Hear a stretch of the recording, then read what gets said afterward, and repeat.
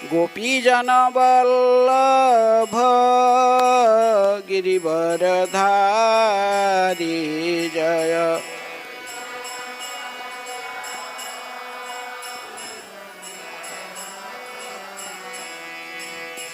गोपीजन वल्लभ गिरिवरधारी जय।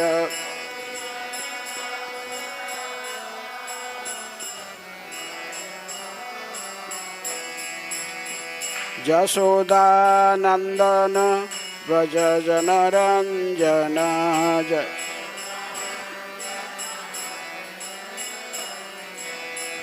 यशोदानंदन व्रज जनरंजन जय।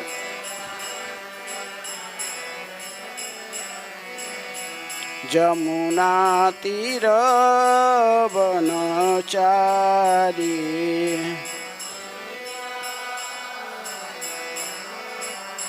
जमुना तीर वनचारी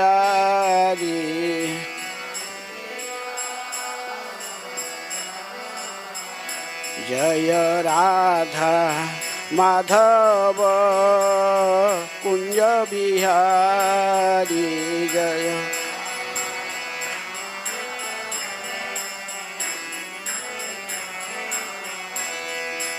गोपीजन वल्लभ गिरिवरधारी जय।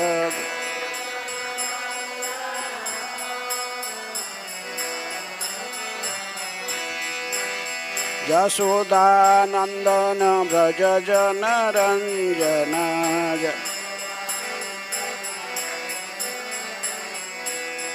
जमुना तीर वनचारी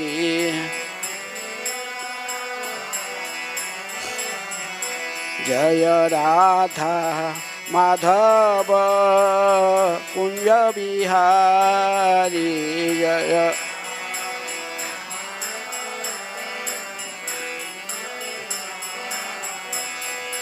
गोपीजन वल्लभ गिरिवरधारी जय।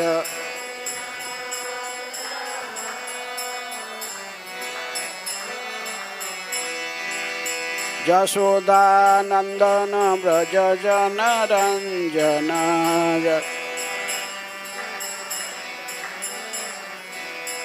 जमुना तीर वनचारी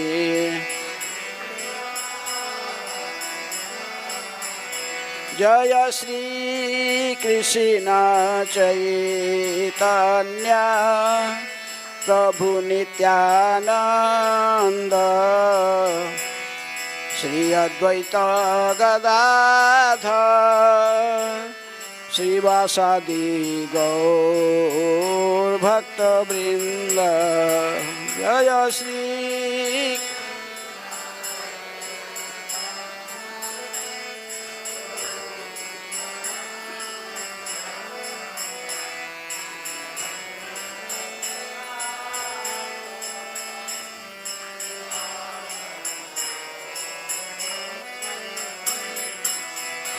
हरे कृष्णा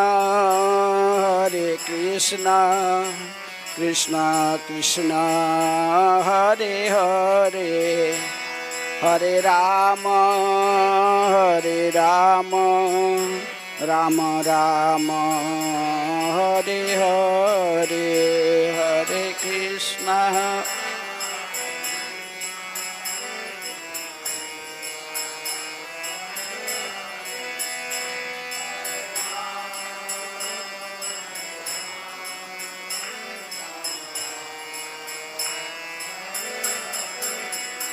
हरे कृष्णा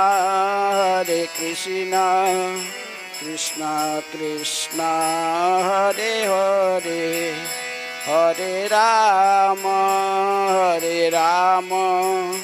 राम राम हरे हरे हरे कृष्ण।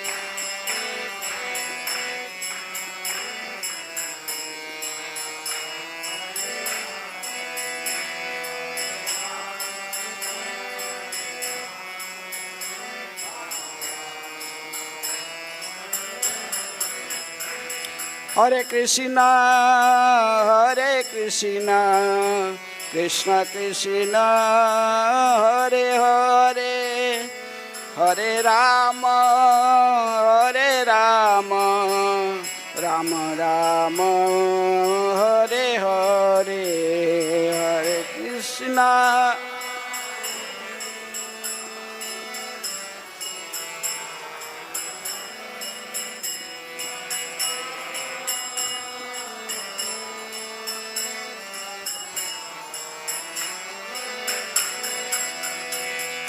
कृष्ण हरे कृष्ण कृष्ण कृष्ण हरे हरे, हरे राम राम राम हरे हरे, हरे कृष्ण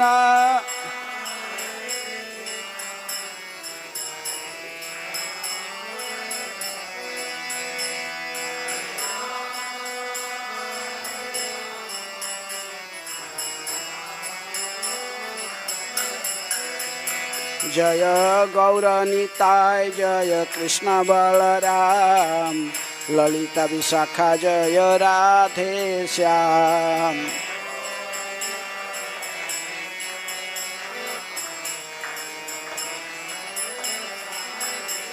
प्रभुपाद प्रभुपाद प्रभुपाद प्रभुपाद।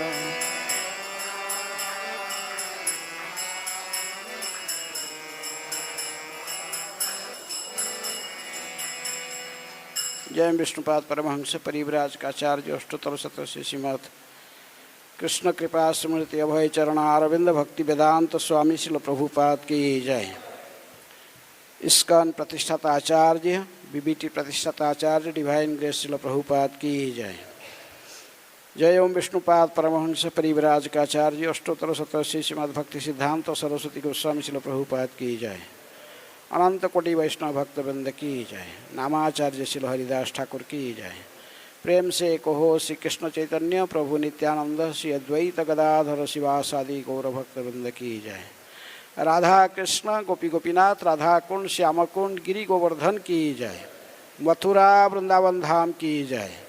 श्री नवद्वीप मायापुर धाम की जय।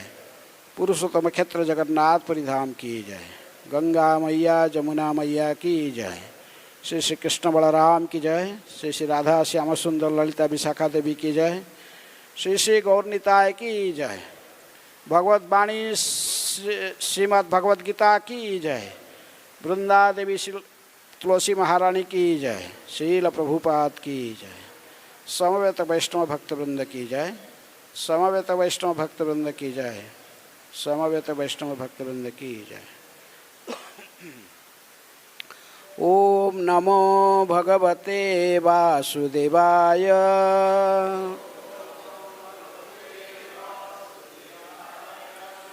ओम नमः भगवते वासुदेवाय।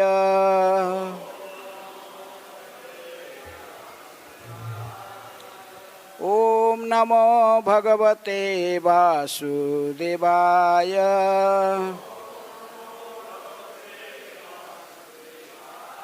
नारायणं नमस्कृत्य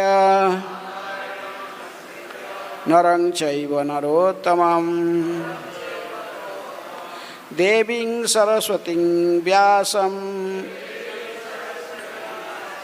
ततो जयमुदीरयेत्। नष्टप्रायेषु भद्रेषु नित्यं भागवत सेवया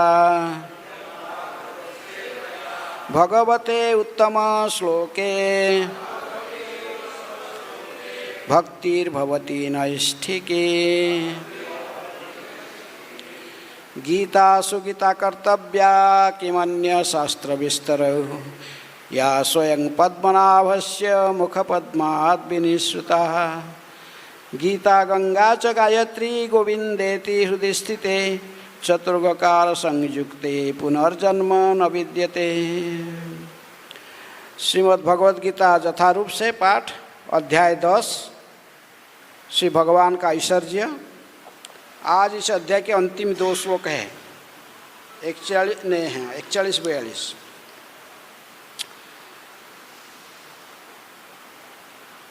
जात जात विभूति मात सत्वम श्रीमत् ऊर्जितम एव वा तत्तत् एव अवगच्छः तो मम तेजः अंशः संभवम् यज्जत् विभूति मत्सत्वम् श्रीमत् ऊर्जितमेव वा तत्तत् एव अवगच्छः त्वं मम तेजंस संभव यज्जत् विभूति मत्सत्वम् श्रीमद्वर्जितमेव वा तत्तद्देवाविगच्छः त्वं मम तेजंस संभव यज्जत् विभूति मत्सत्वम् श्रीमत् ऊर्जितम् एव वा तत्तत् एव अवगच्छ त्वं मम तेजः अंश संभवम्।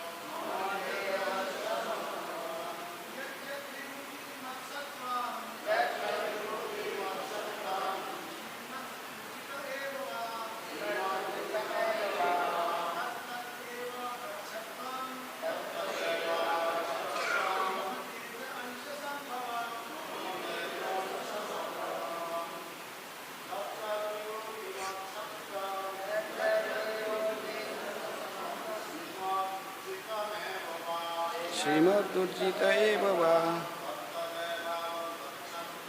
तत्तद्देवावगच्छत् मम तेजंस संभवम्। माताएं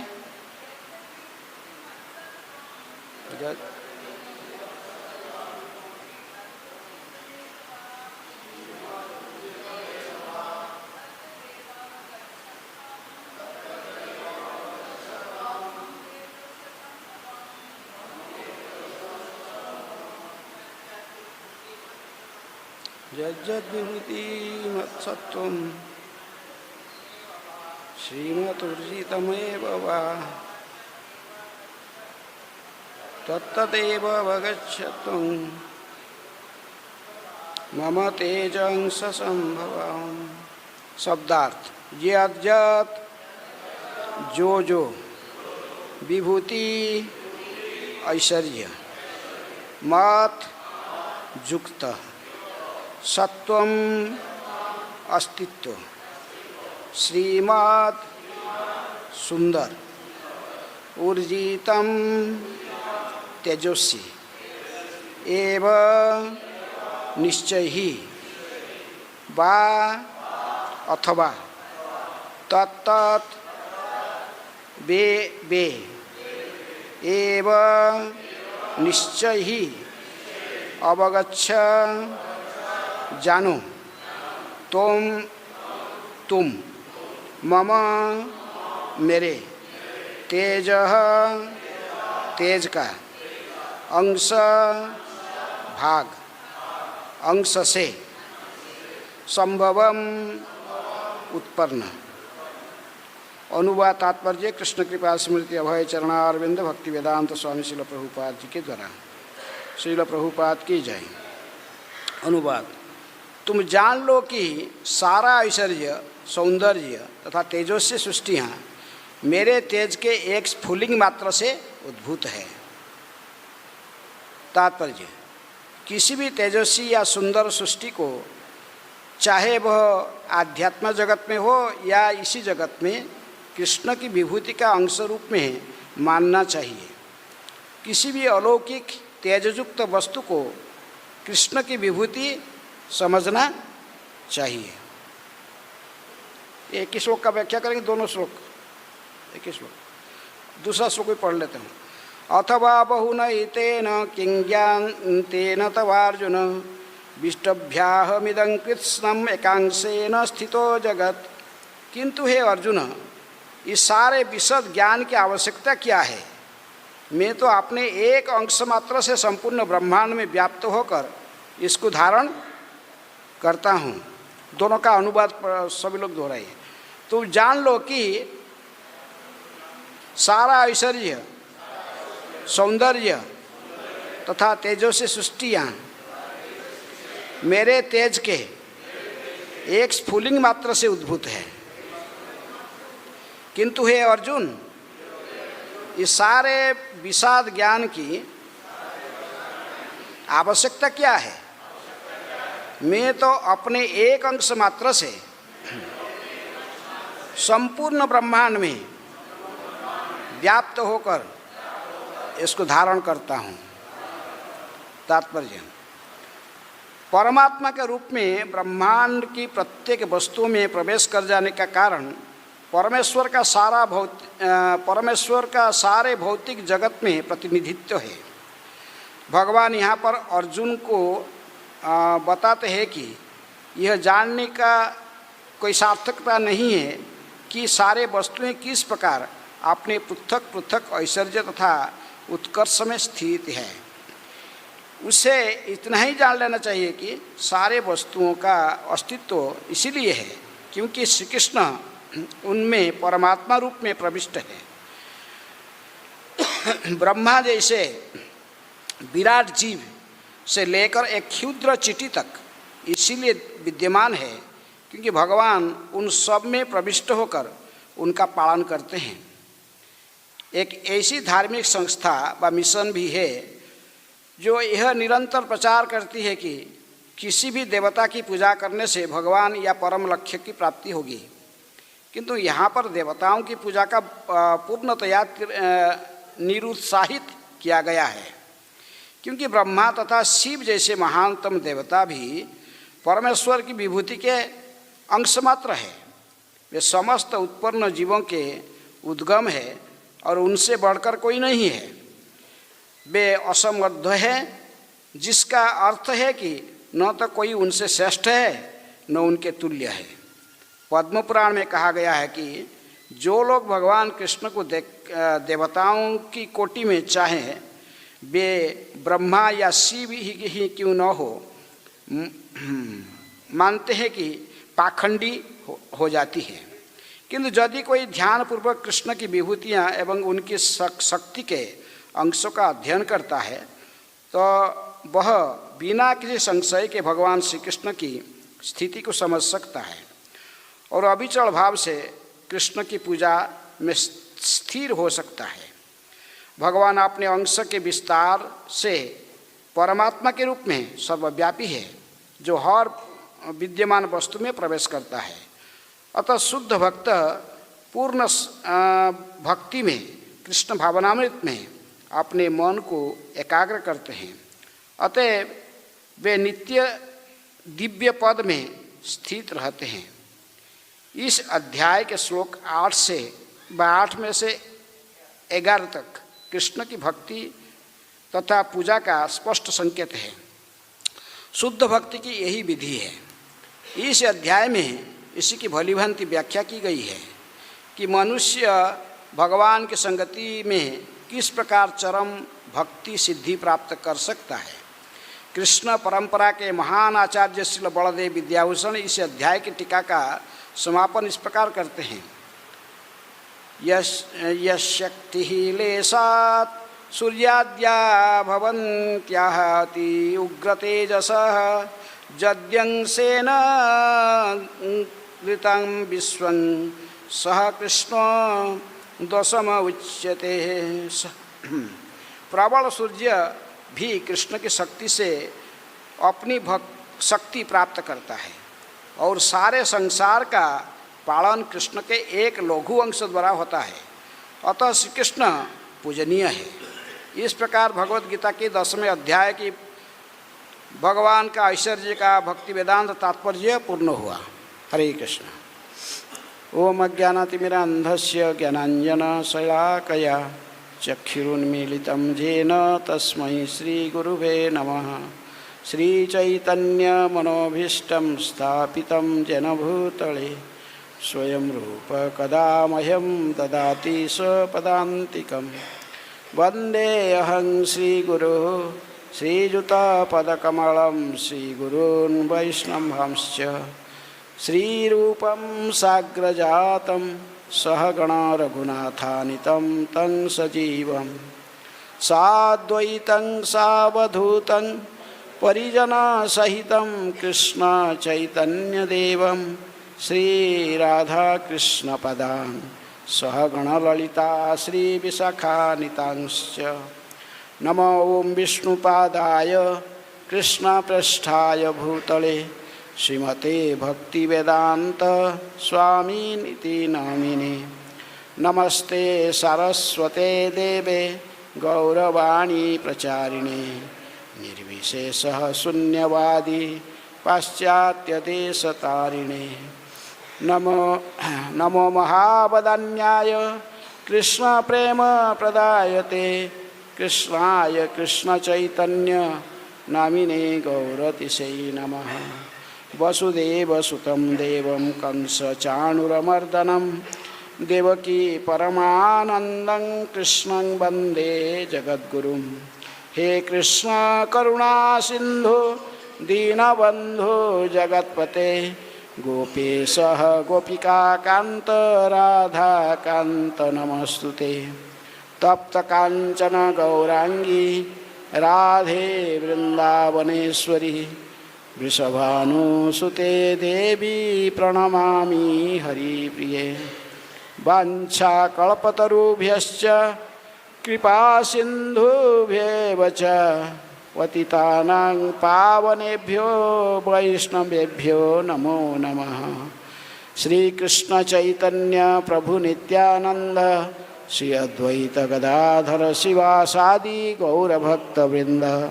हरे कृष्णा कृष्णा कृष्ण हरे हरे हरे राम राम राम हरे हरे।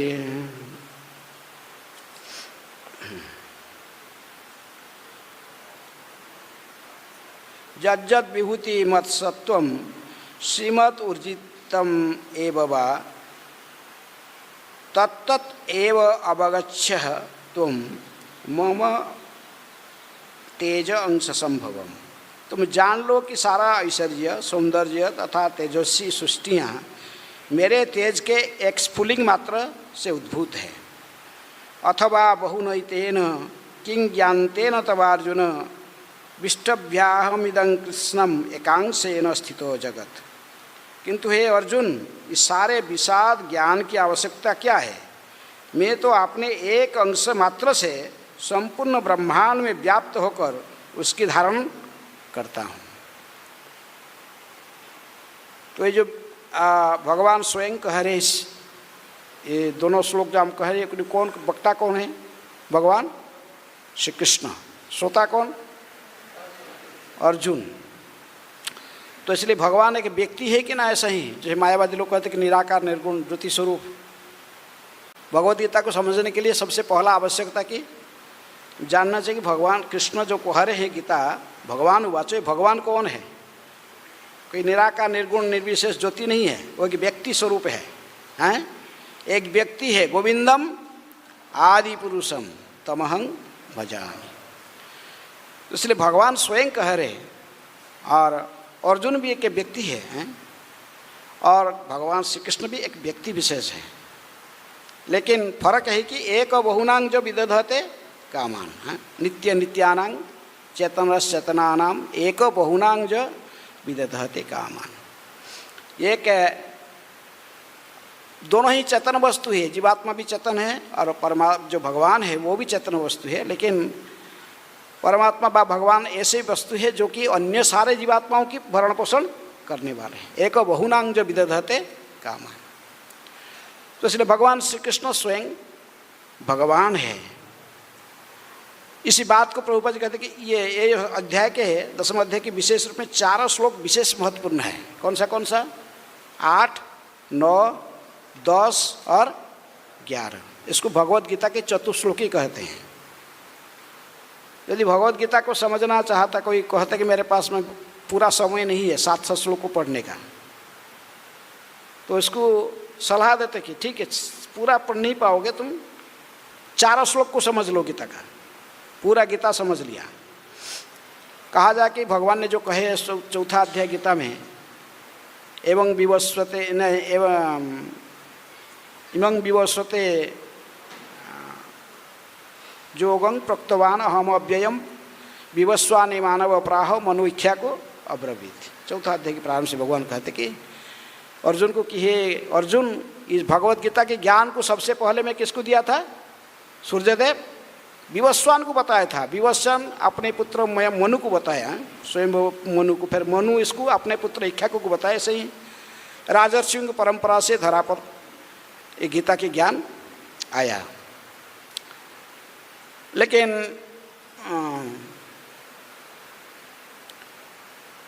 तो उसे तो कहे थे, लेकिन ये भगवान कहते गीता को मैंने ही बताया। उसी बात को फिर इसी 10वें अध्याय में भगवान कहते कि 4 श्लोक जो गीता को समझने के जो 4 मुख्य श्लोक है, जिसको चतुश्लोकी भगवद गीता है, 4 श्लोक को भगवान ने जो कहते विवस्वान को बताए थे। इन्होंने पूरा कहते कि आचार्य लोग 700 श्लोक पूरा पर नहीं बताए। अर्जुन को जैसे बताए, संपूर्ण गीता में कितना श्लोक है? 700 श्लोक। उसमें से धृतराष्ट्र उवाच एक ही बार आता है। पहला श्लोक है धर्मक्षेत्रे कुरुक्षेत्रे समवेता युद्ध सभा मामका पांडवा शैव किम कुर्वत संजय। एक ही बार सिर्फ आता क्या? धृतराष्ट्र उवाच। तो उसी प्रकार इसमें अर्जुन उवाच अवश्य लगभग 41 बार आता है। और इसके बाद फिर नहीं, संजय उवाच लगभग 41 बार या 42 बार आता। फिर इसके बाद अर्जुन उवाच 84 लगभग 84 बार। और अंतिम जितने श्लोक हैं 500 लगभग 576 श्लोक भगवान ने कहा है। 74 या 76 श्लोक भगवान ने कहा। लेकिन ये भगवान जितनी गीता के जो कुछ ज्ञान दिए, तो आचार्य लोग कहते हैं कि 4 श्लोक में ही सब कुछ है। 10वां अध्याय इसलिए विशेष महत्वपूर्ण है क्योंकि इस अध्याय में 8, 9 प्रभुपाद जी कहते 8, 9, 10, 11 4 श्लोक में संपूर्ण भगवत गीता को भगवान ने बता दिया। इसको फिर जो नहीं समझ पा रहा, इसको विस्तार करने के लिए पूरा गीता है। तो इसलिए 8 नंबर श्लोक में भगवान ने क्या कहा? अहम सर्वस्य प्रभव मतः सर्वं प्रवर्तते इति मत्वा भजते माम बुद्धा भाव समन्विता। मेरे से ही सब कुछ उद्भूत हुआ है। अहं सर्वस्य मतः सर्वं, और मेरे से सब कुछ उद्भूत, मैं ही समस्त सृष्टि का मुख्य कारण हूँ। मेरे से सब कुछ उद्भूत हुआ है। इस ज्ञान को जो ठीक से समझ लेता है तो फिर मेरी भजन परायण हो जाता है, मेरी सेवा में तल्लीन रहता है। तो ये सारा अध्याय विभूति योग का वही व्याख्या की गई कि इस बात को समझने के लिए कि भगवान किस प्रकार सर्वत्र व्याप्त हैं। भगवान जी कहे कि अहं सर्वस्य प्रभव मतः सर्वं प्रवर्तते। उसी को विशेष रूप में समझने के लिए इस अध्याय की डिटेल पढ़ना जरूरत है। इसके आगे तो पहले इसको नहीं समझेंगे कैसे भगवान कैसे सर्वत्र विस्तारित है।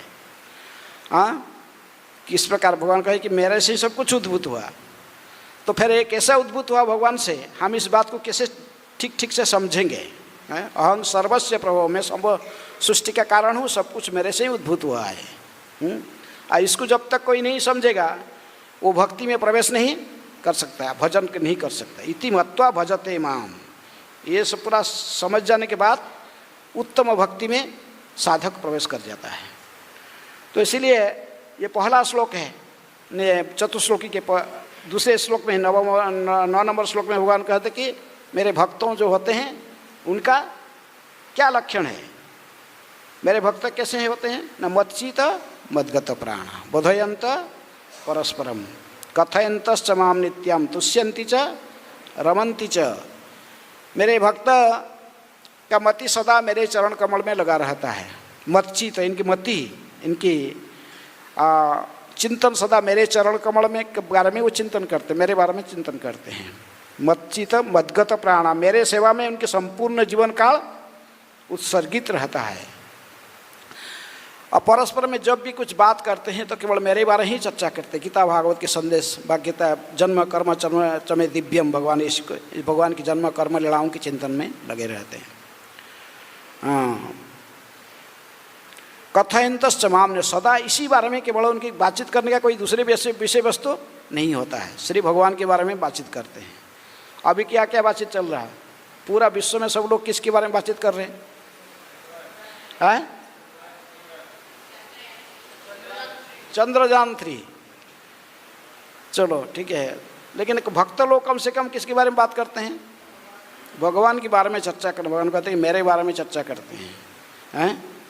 जो पहले बार चंद्र में विमान गया था, रशिया भेजा है, तो उससे प्रभुपाद जी को जो मैसेज मिला था, प्रभुपाद जी उस समय राधा दामोदर मंदिर में रहते थे। प्रभुपाद जी ने तुरंत एक किताब लिखे थे, पहला किताब प्रभुपाद जी का, फर्स्ट बुक प्रभुपाद जी लिखे, क्या है? Easy journey to other planets, अन्य ग्रहों को सुगम यात्रा लिखे थे। अन्य ग्रहों को जाने के लिए कैसे उपाय क्या है, तो जो है वो हमारा यहाँ पर विषय वस्तु नहीं, लेकिन हमारे भक्त जो होते हैं हमेशा चर्चा करते हैं किसके बारे में? भगवान के बारे में। तीसरे श्लोक में भगवान कहते कि तेषाम सतत युक्तानां भजताम प्रीतिपूर्वकम ददामी बुद्धि योगम तम जैन माम उपयांति ते।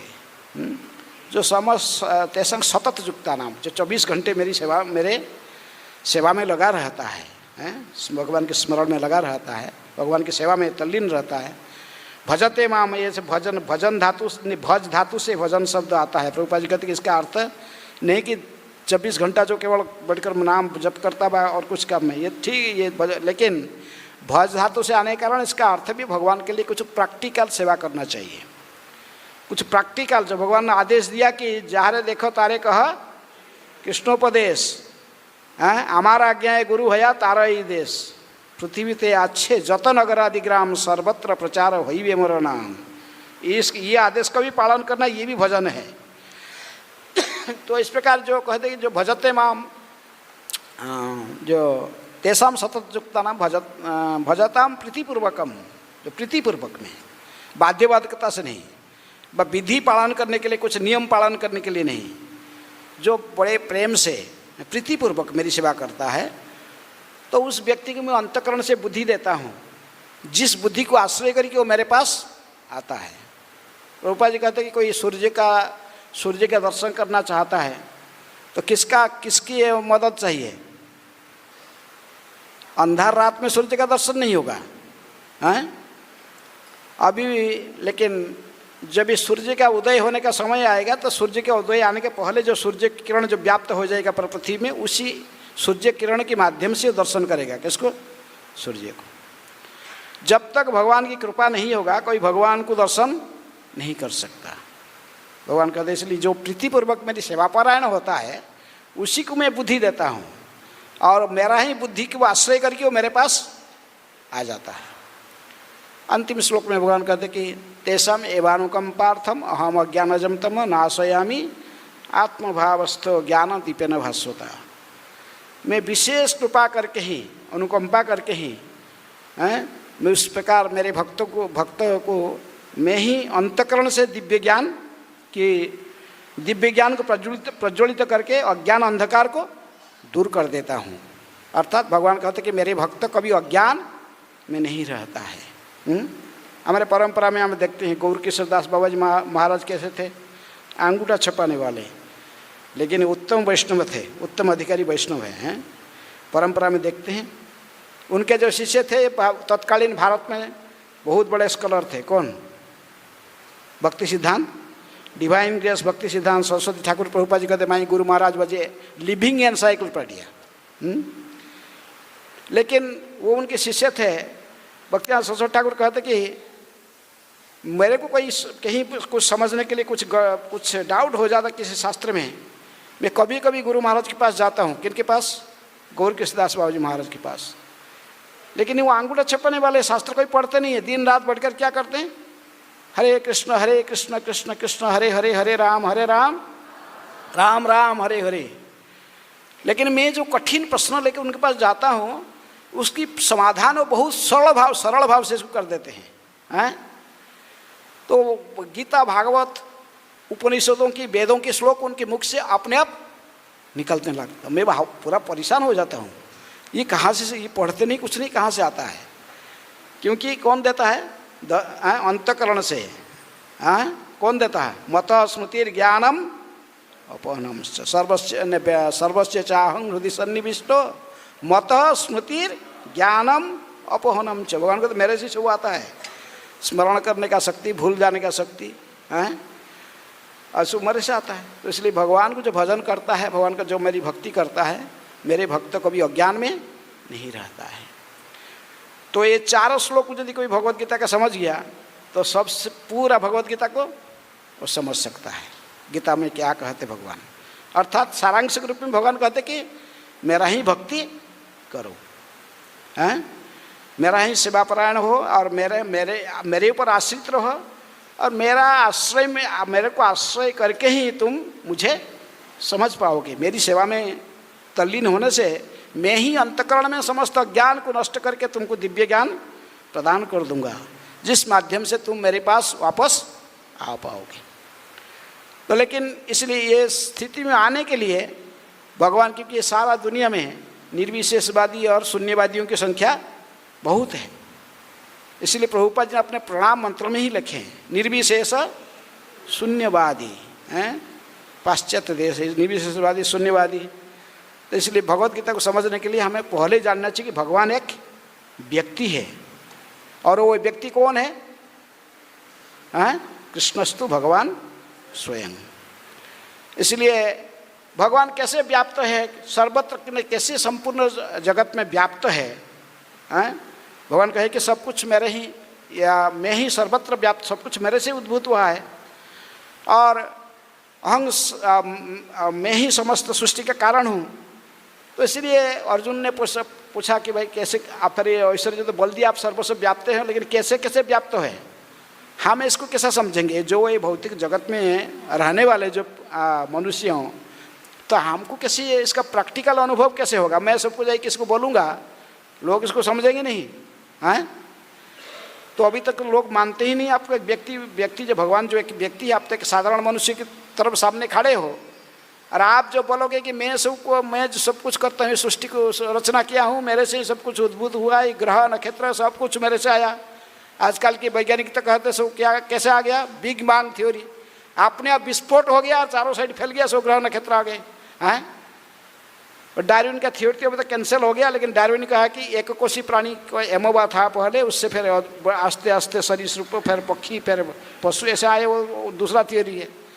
और भगवान कहते कि नहीं, सब कुछ मेरे से ही उद्भूत हुआ है। 84 लाख जोनी में जितनी भी प्राणी है, ये सभी का अहंग बीजप्रद पिता, मैं ही सबके एकमात्र बीजप्रद पिता हूँ, मेरे से ही सब कुछ उद्भूत हुआ है।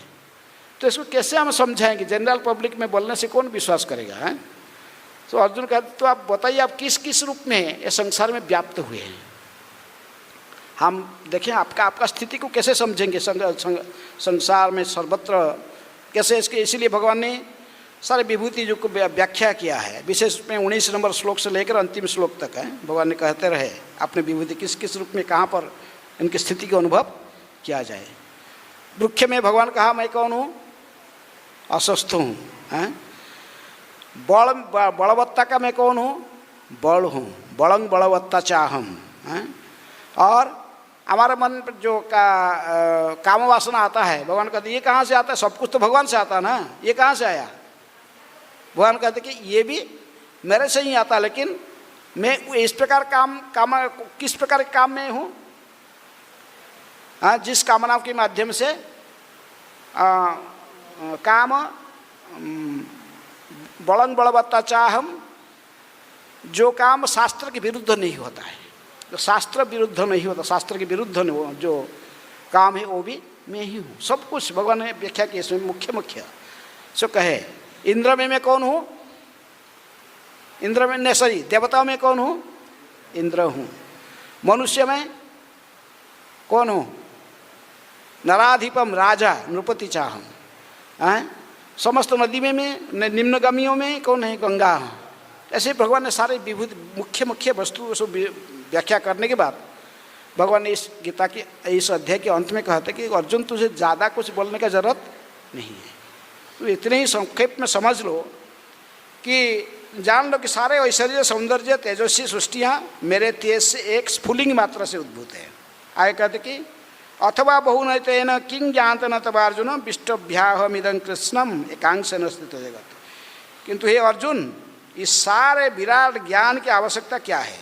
मैं तो अपने एक अंश मात्र से पूर्ण ब्रह्मांड में व्याप्त होकर इसको धारण करता हूँ। एकांशेन स्थित जगत। तो इसलिए इसको व्याख्या आचार्य लोग ने कहते, भगवान कहे कि मैं एकांश में सर्वत्र सारा सृष्टि को धारण करके इसको पोषण करता हूँ, पालन करता हूँ। तो इसलिए प्रभुपाद जी कहते कि क्योंकि प्रकृति में सृष्टि कैसे प्रारंभ हुआ है? सृष्टि महावीर मैंने जो ब्रह्मा जी ने सेकेंडरी क्रिएटर है, लेकिन पहला क्रिएशन भगवान श्री कृष्ण से ही प्रारंभ हुई है। तो इसलिए उनसे जो तीनों पुरुष अवतार आते हैं, कौन कौन? कारण से विष्णु, पहले तो कृष्ण से बलराम आते हैं, बलराम से संकर्षण आते, फिर उनसे द्वितीय संकर्षण से चतुर्भुजा आते हैं, और चतुर्भुजा से जो द्वितीय संकर्षण तीनों पुरुष अवतार आते हैं। तो कारण सही विष्णु, गर्भोदकशाही विष्णु और क्षीरोदकशाही विष्णु। और कारण जो गर्भोदकशाही विष्णु की नाभि कमल से ही कौन उत्पन्न होते हैं? ब्रह्मा उत्पन्न होते हैं। और क्षीरोदकशाही विष्णु ही सभी प्राणियों के अंदर में किस रूप में निवास किए हैं? परमात्मा रूप में निवास करते हैं। इसलिए प्रभुपाद जी तात्पर्य लिखते कि परमात्मा रूप में भगवान अपने व्याप्त करके सबको परमात्मा के रूप में ब्रह्मांड के समस्त वस्तु में प्रवेश कर जाने के कारण परमेश्वर का सारे भौतिक जगत में प्रतिनिधित्व है। अंडांतरस्थ परमाणु चयांतरस्थ। भगवान सब सारा जगत को कैसे धारण करते हैं? ये परमात्मा रूप में सर्वत्र व्याप्त होते हैं। सर्वत्र व्याप्त प्रत्येक प्राणी के अंदर में परमात्मा रूप में निवास करते हैं।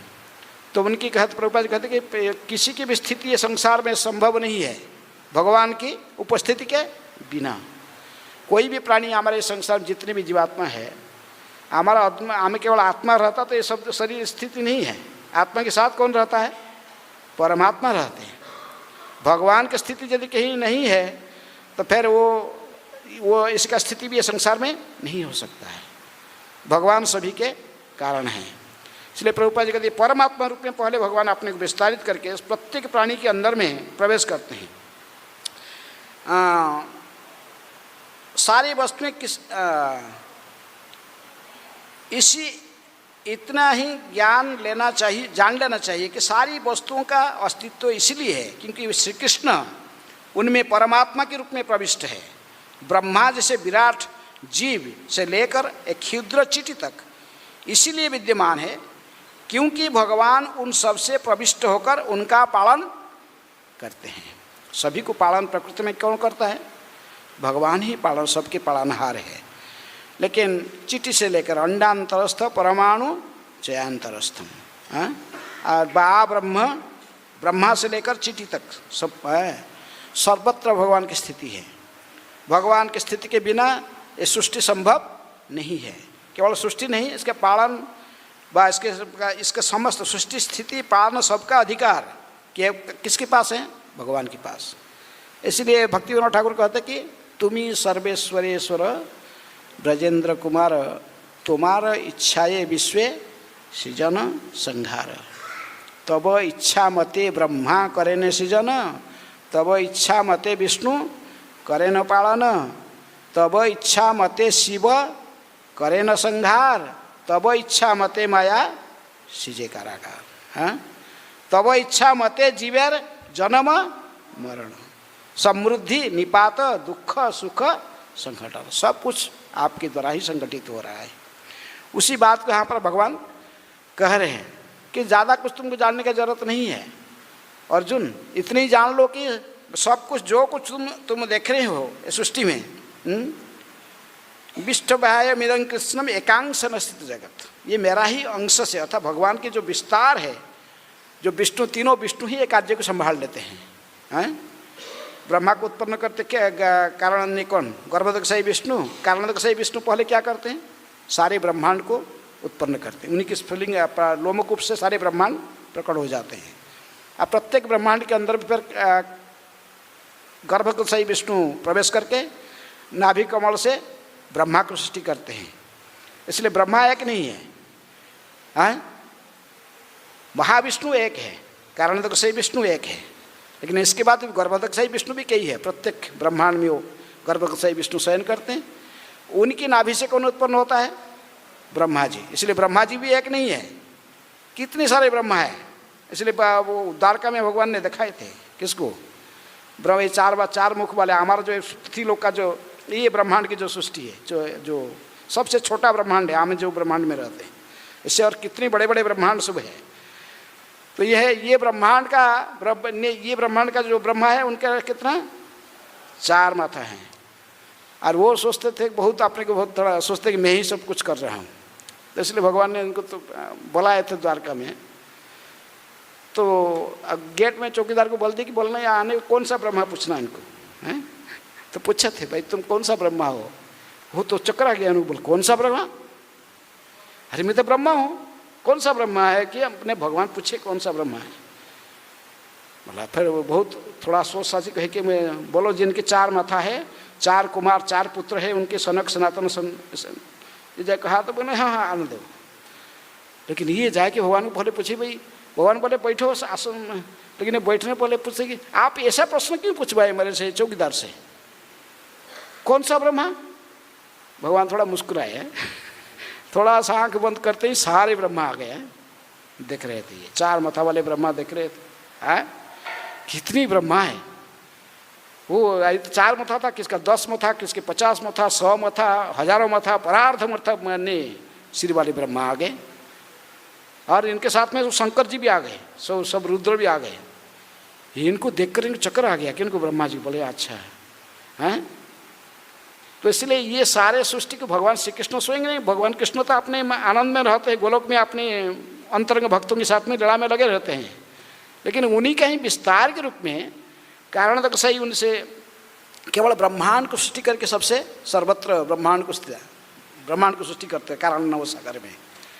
लेकिन वही ब्रह्मांड में फिर गर्भ से ही विष्णु प्रकट होकर प्रत्येक ब्रह्मांड में नाभि कमल से ब्रह्मा को है। प्रत्येक ब्रह्मांड जितना आकार के अनुଯାयी उस ब्रह्मा जी भी इतने इंटेलिजेंस है और ऐसे ही प्रकट होते उनके नाभि से।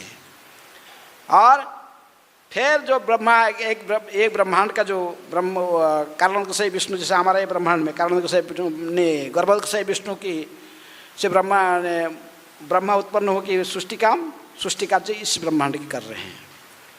लेकिन इसी ब्रह्मांड में फिर प्रत्येक जितनी ब्रह्मा जी सृष्टि करते, जितनी 84 लाख जोनी में जितनी भी जीवात्मा है, जितनी शरीरधार जीवा, सबके हृदय में फिर निवास करने वाले कौन है? परमात्मा। कौन निवास करता है? कौन सा विष्णु? परमात्मा रूपी निवास करते हैं। इसलिए क्षीरसागर, प्रत्येक ब्रह्मांड में क्षीरसागर होता है, उसमें क्षीरोदकशाही विष्णु शयन करते हैं, तो परमात्मा की भूमिका निभाते हैं। इसलिए कहते हैं कि एकांश न स्थित, मैं अकेला मेरे के अंश ही संपूर्ण सृष्टि को धारण करके रखा है, सृष्टि कार्य को संभालते। भगवान इसमें डायरेक्ट संपृक्त नहीं होते हैं। लेकिन ये जो साधारण जो भी कुछ लोग तो निर्विशेषवादी शून्यवादी हो तो गए, लेकिन जो भी भगवान की आकार को विश्वास करते रूप को, वो लोग नहीं इनको ही सब कुछ मान लेते। किनको? क्षीरोदकशाही विष्णु को। क्षीरोदकशाही विष्णु को, इनको ही, क्योंकि यही अवतार लेकर भी आते हैं राक्षसों को वध करना और के लिए धर्म संस्थापना करने के लिए आते हैं। तो इसलिए जो पूर्ण ज्ञान वाले नहीं होते वो किसको भगवान मान लेते हैं? क्षीरोदकशाही विष्णु को। इसलिए परम सत्य की भागवत में प्रारंभ से कहते कि तीनों ज्ञान होना चाहिए। ब्रह्मेति परमात्मेति भगवानिति वदन्ति तत्त्ववित् तत्त्वं यद ज्ञानमद्वयं ब्रह्मेति परमात्मेति भगवानिति शब्दते। जो जो निर्विशेष निर्णयवादी है तो वो तो बस ब्रह्म ज्योति को देखकर उसी को परम सत्य मान लिया। जो आध्यात्मिक जगत चारों साइड में जो विस्तारित जो ज्योतिपुंज है, बस ज्योति को देखते बस। भक्तिनाथ सरस्वती ठाकुर कहते कि कैसा है जैसे कोई नया रेलवे अंग्रेजों के टाइम में जो ब्रिटिश शासन के समय में हमारे गाँव देश में पहला रेलवे लाइन आया था, रेलवे वो लोग इंट्रोड्यूस किया था। तो एक गांव के साइड में रेलवे लाइन गया और पहले बार उस दिन शाम को ट्रेन आने पहुंचने का वहाँ स्टेशन भी बना हुआ, लोग देखे नहीं थे ट्रेन कैसा है। तो सबसे जो पहला ट्रेन जो शाम को आएगा ट्रेन, इसलिए सब लोग इकट्ठे हुए थे। जो हुइसिल दिया दूर से ट्रेन आया और पूरा लाइट, इसका ऊपर का जो लाइट फोकस पूरा सामने पड़ा। कुछ लोग लाइट को देखे, बोले आए देख लिया ट्रेन, भागे दौड़ के, मैं पहले मैसेज दे दूंगा। कहाँ? गाँव में। बोला कि मैं देख लिया ट्रेन, कैसा देखा? नहीं बहुत बड़ा फोकस है, इतना जोर से आवाज़ किया और आगे बस इतना बड़ा लाइट है, बहुत बड़ा लाइट है। और दूसरा जो थोड़ा धैर्य धारण किया तो फिर उसको कैसे पता लगा? वो देखा है ट्रेन चलते जा रहा है, उसमें डब्बा लगा हुआ है, इसी पूरा है। देखिए भाई बोले देख लिया ट्रेन कैसा है? नहीं सब डब्बा लगा हुआ ऐसे छोटे छोटे कमरा जैसे लगा हुआ उसमें, वो बस लगा। वो देखा वो सामने एक इंजन है और ऐसे वही इंजन से आवाज़ आ रहा है, व्हिसिल मार रहा है और भाग रहा है। और जो थोड़ा धैर्य धारण करके रहे वो फिर स्टेशन तक गए। स्टेशन में देखे ट्रेन खड़ा हुआ, देखिए उससे से लोग उतार रहे हैं, तो डब के उनका एक दो चढ़ के सब देख लिया क्या क्या है, बैठने का सो जगह सब। तो जाके आके डिटेल पहुँचाया। तो ऐसे ही तीन प्रकार के लोग होते हैं संसार में। कुछ लोग तो शून्यवादी मायावादी, बस उनको सब बस बोल देते कि बस लाइट है, ज्योति देख लिए ब्रह्म ज्योति बस, हाँ कोई आकार वकार नहीं है भगवान का। और दूसरा जो भी आकार मानने वाले हैं, ये परमात्मा क्षीरोदकशाही विष्णु को देखकर, क्षीरोदकशाही विष्णु जो परमात्मा रूप में निवास करते हैं, इसलिए कई जो बाहर की किताब देखो उसमें अमर जो लिखा होता है ओम नमः भगवते वासुदेवाय, उनके क्या लिखा है? ओम नमः ओम परमात्मने नमः। बहुत लोग परमात्मा को ही भगवान मान ले। परमात्मा कौन है? क्षीरोदकशाही विष्णु। चार भुज धारण किए हैं, शंख चक्र गदा पद्म भी धारण करते हैं। तो इसलिए लेकिन जो भक्त है वो मानते किसको? भगवान को। भगवान कौन है? कृष्ण। ब्रह्मेति परमात्मेति भगवान इति शब्द देते। इसलिए भगवान कहते तुमको इतनी क्या अर्जुन जानोगे, इतना समझ लो, एक अंश में सब कुछ में कर लेते हो, सब पूरा जगत को धारण करेगा, एकांश में स्थित जगत है। ये जो तीनों विष्णु मेरे से उद्भूत होते हैं, ये पूरा सृष्टि का जो पूरा संभाल लेते हैं।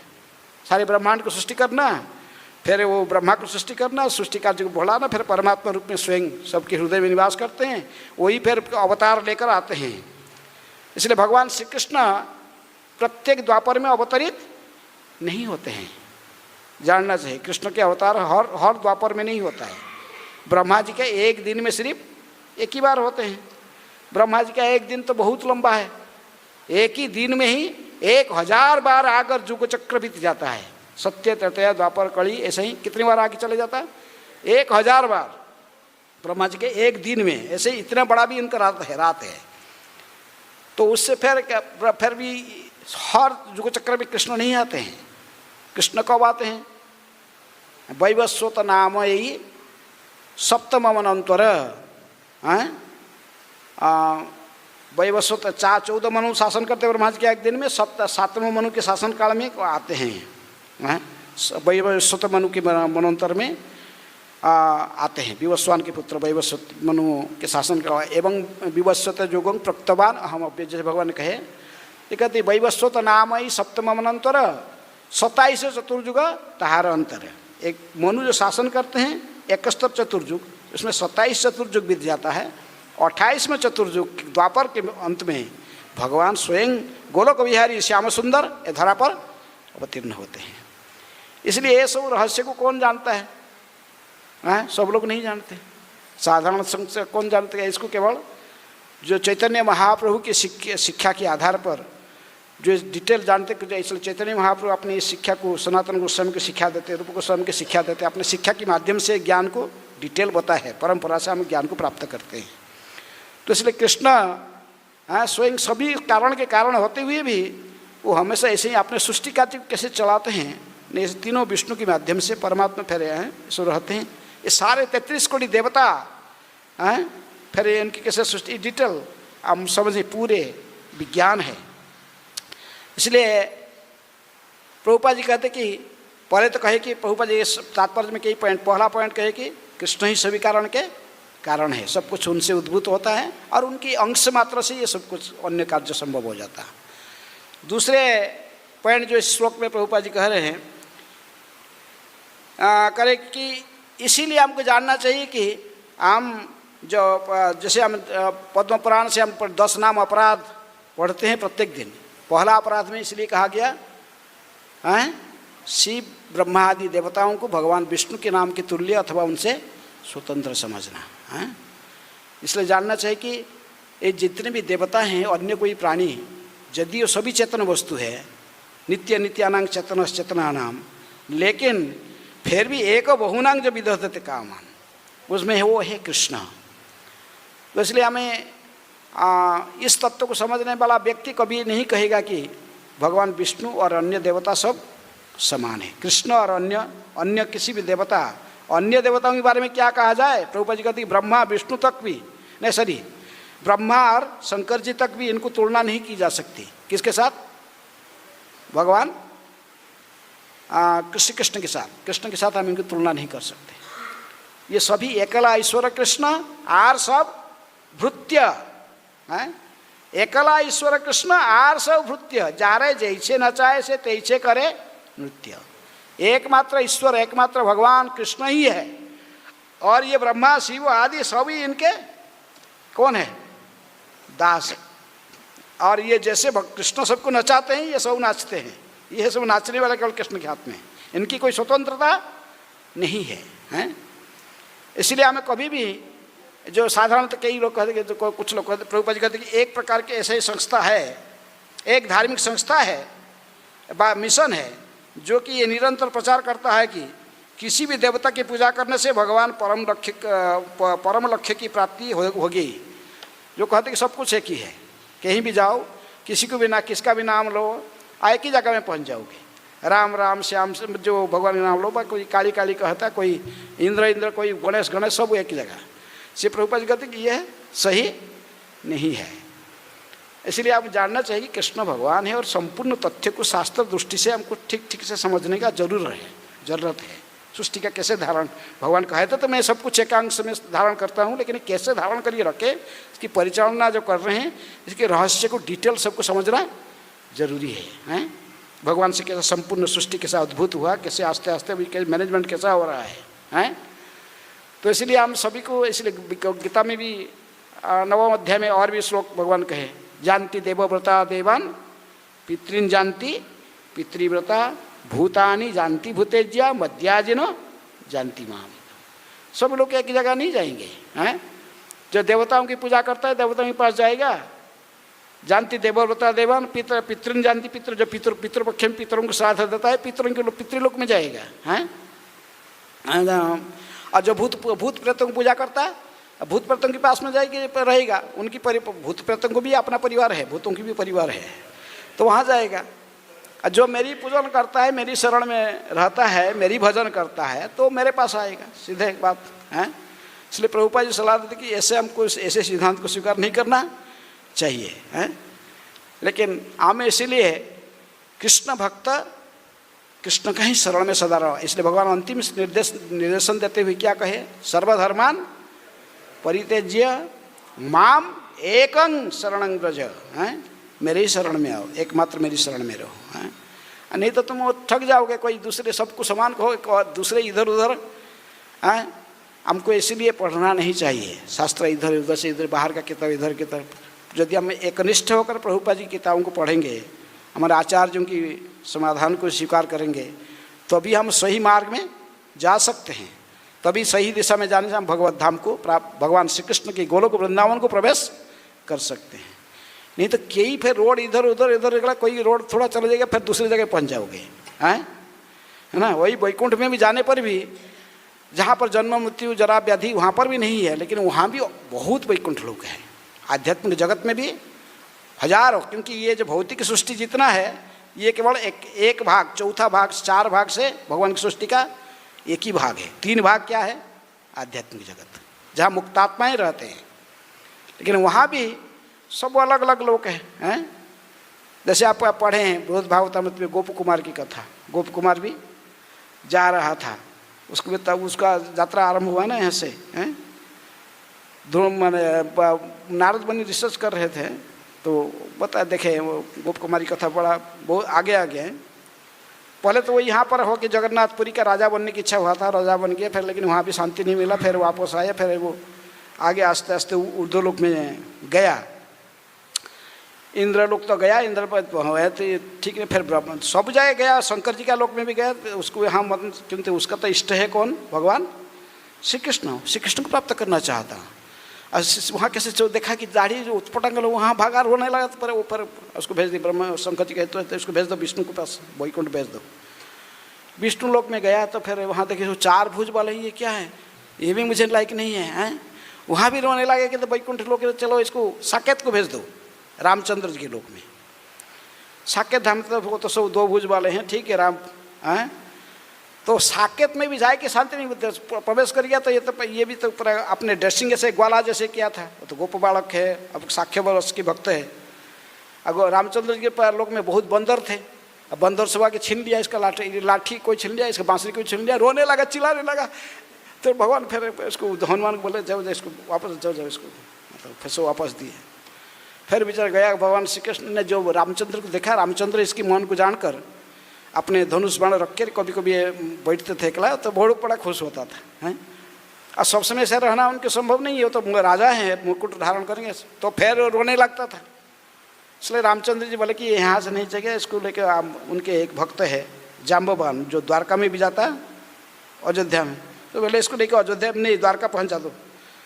द्वारका में पहुँच के वहाँ भी देखे द्वारकाधीश भी कभी कभी वही राजमुकुट लगाते, लेकिन कभी कभी रख के, हैं, इसके लिए बैठते थे। लेकिन अंत में उसको लेके कहाँ छोड़ दिए? वृंदावन में छोड़े, तो अभी जाकर वो शांत हुआ।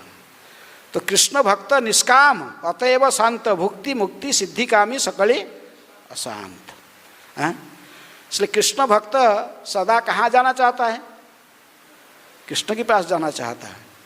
तो इसीलिए कृष्ण भक्त को कहीं दूसरी जगह में कहीं शांति नहीं मिलेगा। गोलोक वृंदावन जब तक नहीं पहुंचा तो कहाँ से शांति मिलेगा, हैं। तो इसलिए हमें कभी कभी इधर उधर नहीं, इधर उधर मति नहीं लेना चाहिए, हैं। हरे कृष्ण कृष्ण कृष्ण हरे हरे, हरे राम राम राम हरे हरे। आप कभी कभी नहीं सोचना चाहिए कि टाइम हो गया, अच्छा, ये नहीं सोचना है कि राम का अर्थ अयोध्यापति राम, राम का अर्थ अयोध्यापति राम नहीं है। जीव गोस्वामी कहते कि राधा रमण राम कौन है? कृष्ण। हमें हरे कृष्ण मंत्र जपने के समय में भी मति को कहाँ रखना चाहिए? कृष्ण में।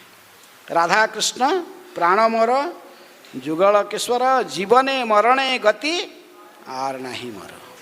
ऐसी सिद्धांत में रहकर हम फिर हमारे जीवन के लक्ष्य को प्राप्त कर सकते हैं। श्लोक में और कई पॉइंट था लेकिन समय नहीं है, हैं? हरे कृष्णा कृष्ण कृष्ण हरे हरे, हरे राम राम हरे हरे। श्रील प्रभुपाद की जय। भगवत वाणी श्रीमद् भगवद गीता यथारूप की जय।